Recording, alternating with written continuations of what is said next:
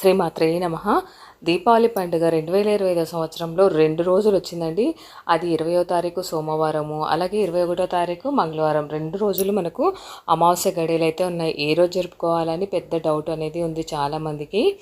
అయితే అమావాస్య తిథి మనకు అక్టోబర్ 20వ తారీఖు మధ్యాహ్నం 3:44 నుంచి ప్రారంభం అనేది అవుతుందండి. మళ్ళీ 21వ తారీఖు సాయంత్రము అంటే మంగళవారము 5:50 వరకు మనకు అమావాస్య తిథి అయితే ఉందండి.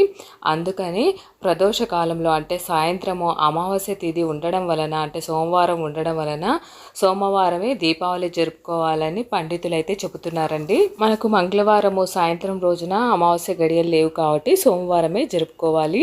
అలాగే దీపావళి రోజు మనం ప్రత్యేకంగా లక్ష్మీదేవిని ఆరాధిస్తాం కదండి. అమ్మవారిని ఏ రోజు ఆరాధించాలి అంటే సోమవారము సాయంత్రము 7:30 నుంచి 8:30 వరకు మనకు శుభగడియలు అయితే ఉన్నాయండి. ఆ సమయంలో దీపాలు వెలిగించి లక్ష్మీదేవిని ఆరాధించవచ్చు. ఇలాంటి మంచి మంచి ఇన్ఫర్మేషన్ కోసం మన ఛానల్ని ఫాలో అవ్వండి. శ్రీమాత్రే నమః.